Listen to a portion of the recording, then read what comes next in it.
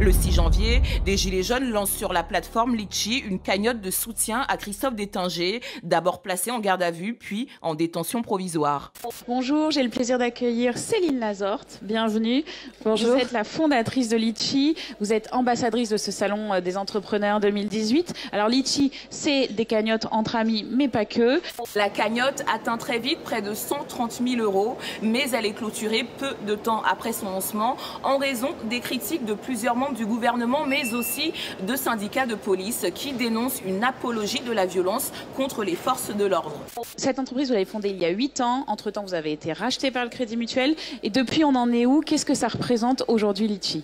Je suis convoquée demain pour une enquête préliminaire en tant que témoin parce que j'ai fait un don à la cagnotte de Christophe Détinger. Voilà. Alors effectivement, Litchi, ça a bien grandi. C'est né en novembre 2009, donc il y a plus de 8 ans. Aujourd'hui, c'est le service leader en Europe pour collecter de l'argent à plusieurs. Par exemple, pour un cadeau de départ, un cadeau d'anniversaire, tout événement où en fait on va avoir besoin de collecter de l'argent entre proches et puis de gérer sa cagnotte en ligne. C'est aussi très utilisé pour des événements de solidarité. Litchi a décidé de clôturer la cagnotte et bloquer les fonds, puis de limiter le versement des dons aux seuls frais de justice de Christophe Détinger sur présentation des honoraires de l'avocat, avec à la clé un remboursement des donateurs, mais lesquels et sur quelle base? Une procédure complexe, d'autant plus qu'à l'origine, la cagnotte a été ouverte pour soutenir la famille du boxeur. Est-ce que pour vous, c'est des cagnottes sur lesquelles vous êtes plus vigilant? J'imagine quand même qu'il y a un contrôle un peu plus poussé. Alors il y a des accompagnements qui sont spécifiques, qui sont effectivement en fonction des montants qui sont collectés, en fonction de si l'argent va aller à une association, en fonction de l'utilisation effectivement des fonds. Brigade de la répression de la délinquance astucieuse. C'est pas donné à tout le monde ça, ce nom-là. L'idée étant qu'on va certifier un certain nombre de cagnottes, ce qui va notamment garantir aux participants que le flux, la traçabilité, l'utilisation des fonds est suivi par l'équipe Litchi. Litchi, effectivement, a abusé de ma confiance. Parce que Litchi... C'est ce que vous pensez? Ah bah oui. Pourquoi? Parce que j'ai donné des sous à Litchi pour transférer à une personne qui était bien nommée. En plus, ils ne l'ont pas donné. Et en plus, ils me donnent mon mail au commissariat de police, là, à cette brigade. Mais de quel droit? Je pense qu'il serait souhaitable, effectivement, de savoir qui a donné à cette cagnotte. Mi-avril, 40 donateurs de Litchi saisissent la justice et portent plainte pour abus de confiance. Ils accusent la plateforme d'avoir détourné les fonds alloués à l'ex-boxeur. Parce que je crois que c'est une forme de complicité.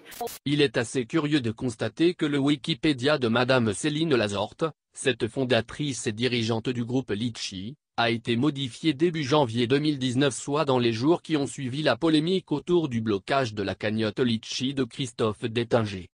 Car en effet, avant la controverse, le Wikipédia de Madame Lazorte mentionnait clairement que cette dernière avait été un soutien d'Emmanuel Macron lors des présidentielles 2017.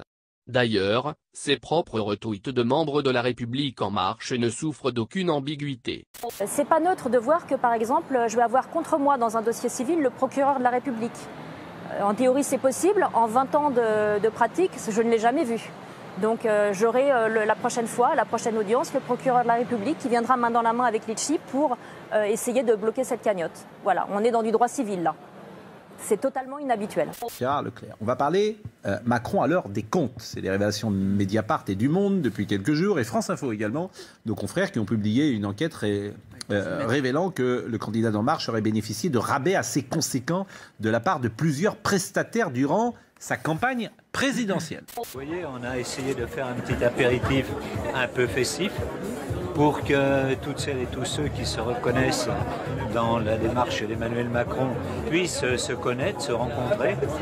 La péniche a été facturée 996 € à En Marche dans les comptes de campagne, et nos journalistes ont demandé, là, pendant leur enquête, si on organise un événement au mois de septembre, de 18h à minuit, exactement les conditions d'En Marche. À combien vous nous factureriez la péniche? Réponse des propriétaires de la plateforme à Lyon, 2925 €, 3 fois plus qu'à En Marche. Pourquoi le parquet national financier, si prompt dans l'affaire Fillon, ne se saisissent-ils pas de l'affaire en ce moment? Parce qu'il y a eu une vérification des comptes qui a été faite par une commission qui a été nommée pour ça, avec comme président François Logeron, si je me souviens bien. La commission des comptes de campagne persiste et signe. La campagne présidentielle d'Emmanuel Macron a été validée décision définitive. Et qu'ils ont examiné tous les comptes et qu'ils n'ont pas trouvé matière à... Parallèlement à cette validation, le salaire de François Logereau, le président de la commission, a été augmenté de 57% le 30 mai dernier. Une décision qui semble nourrir certaines suspicions. Est-ce que c'est pour remerciement, pour avoir bien protégé le président de la République et le pouvoir en place?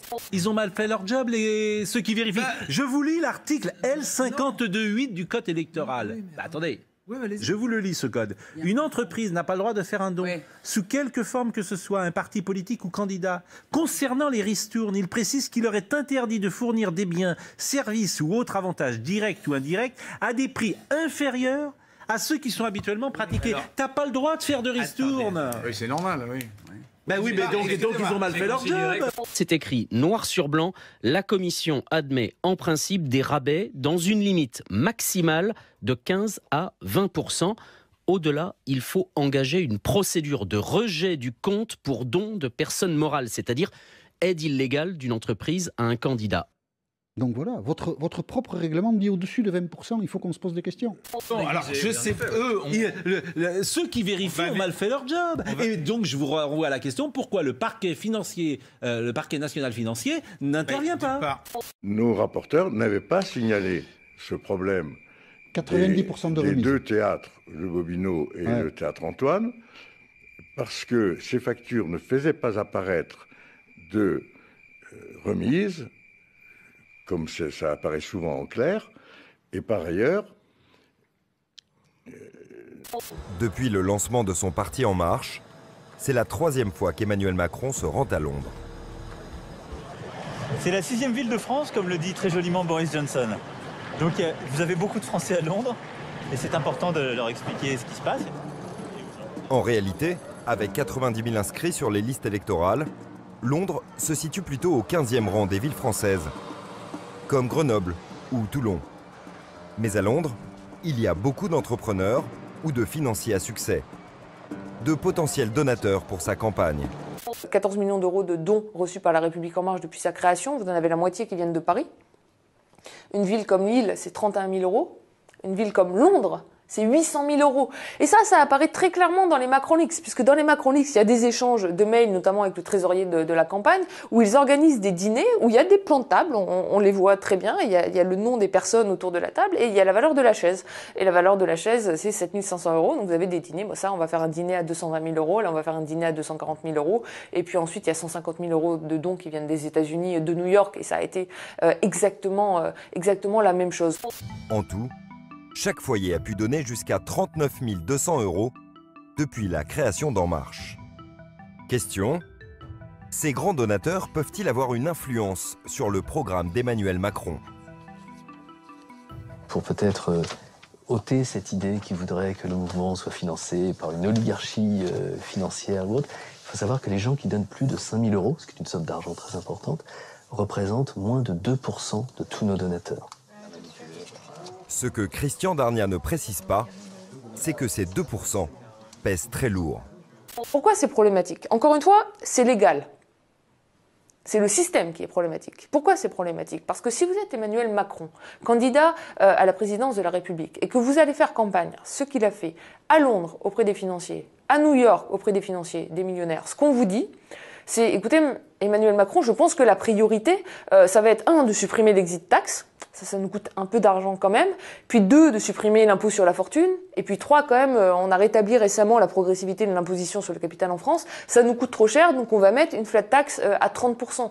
L'homme, financier à la City, a donné 7 000 euros à Emmanuel Macron.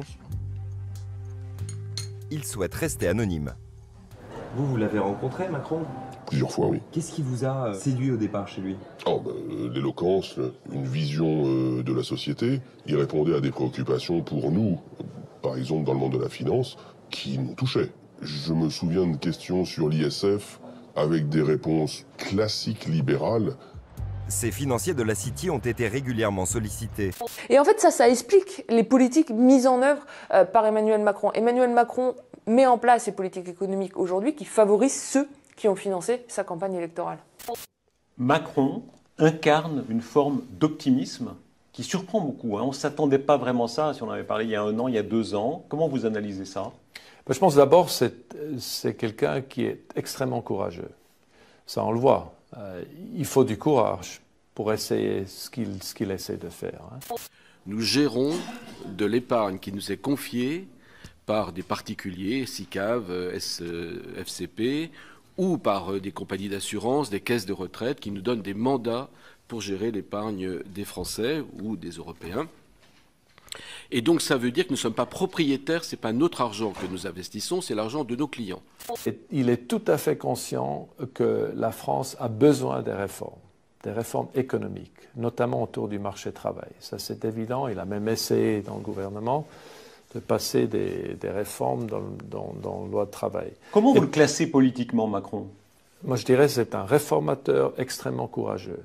En pleine réforme des retraites, BlackRock est soupçonné par l'opposition d'inciter le gouvernement à développer la retraite par capitalisation.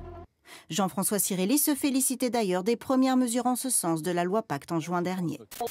Et je crois que c'est l'intérêt de ce nouveau texte du gouvernement, de la loi, c'est de permettre aux Français, enfin, de s'approprier l'épargne retraite. Et nous, BlackRock, qui avons, comme vous nous l'avez dit, une expérience, nous voulons mettre notre expérience au service de cette nouvelle épargne retraite. Et l'avantage aussi de l'épargne retraite, c'est bon pour les Français, mais ce sera bon pour l'économie, puisqu'on mettra plus de produits pour le développement de l'économie française. En ce qui est en chanson, vous avez choisi Two Friends. Donc vers la oui, parce que BlackRock, voilà, parce que la France BlackRock veut être beaucoup plus présent dans ce beau pays et nous avons de grandes ambitions pour BlackRock en France. Voilà, comme ça les gens voient vraiment BlackRock, le bordel, ce que c'est BlackRock. Les pourcentages, c'est leurs investissements dans différentes entreprises en France. C'est des entreprises françaises, hein? Ouais, c'est ça. Et regardez ça, Unibail Radomco. Et qui a bossé chez Unibail Radomco? Monsieur Griveaux, porte-parole du gouvernement. C'est bien. Benjamin. Tout va bien. Benjamin. Non, tout va bien, vraiment, les amis. Petit coquin. Ça respire la démocratie dans notre pays. BlackRock, premier gestionnaire d'actifs dans le monde, il pèse 6 000 milliards de dollars. Hier, le patron de sa branche française, Jean-François Cirelli, a reçu la Légion d'honneur, une distinction dénoncée par l'opposition. Vivendi, Bolloré. Ah oui, pas oui, tout à fait. Qu'est-ce qu'on a d'autre? Total, vous savez très bien qu'ils ne payent pas d'impôts en France. Société Vinci, Générale. C'est pas TF1 oui, Société Générale, bien sûr. Vinci, TF1. Eh oui. Ensuite, qu'est-ce qu'on a? Vinci, monsieur Xavier Lulard. Xavier Lulard, il est très bien à son poste. Oui, tout à fait. Saint-Gobain, Valeo, Sanofi. Oui. Oui. Le pharmaceutique, forcément. Agnès Buzyn, qui a bossé pour Sanofi. C'est bien, tout va bien dans notre pays. Pour le gouvernement, cette Légion d'honneur récompense d'abord un grand patron français, ancien dirigeant de GDF. Ne font pas du lobbying, en l'occurrence. C'est raté parce qu'ils n'ont pas grand-chose à y gagner. C'est une boîte de Smarties, le marché français. Arrêtons de raconter. C'est-à-dire, expliquez-nous, parce que là, ça ne représente rien par rapport à leur gestion d'actifs. Je rappelle, ils gèrent 6 000 milliards de dollars. La polémique tombe mal pour le gouvernement. Peu après l'affaire Delevoye, le haut-commissaire aux retraites avait omis de mentionner des liens avec le milieu de l'assurance. Il y a encore mieux, mon ami. Regarde ça, l'agence France Trésor, qui est censée être publique. Eh ben oui. Qui nous avons dans les membres du comité stratégique? Managing Director chez BlackRock Asia, monsieur Peter Fischer. Ouh là là. C'est bien. Ouh là là. Continuons comme ça. Et puis bientôt, au gouvernement, il y aura directement un membre de BlackRock. C'est ça, et puis pourquoi pas un président qui vient de chez Rothschild aussi. Attends, j'ai pas fini. Puisque tu cites Rothschild, mon ami. Oui. Un deuxième membre du comité stratégique de l'agence France Trésor. Voilà. Monsieur Emmanuel O, membre directeur compagnie financière Edmond de Rothschild. Et tout ça, cette bande de petits coquins, dans un organisme public. Voilà, la boucle est bouclée. Non, tout va bien. Vraiment, tout va bien. C'est dans quel pays vit-on, les amis?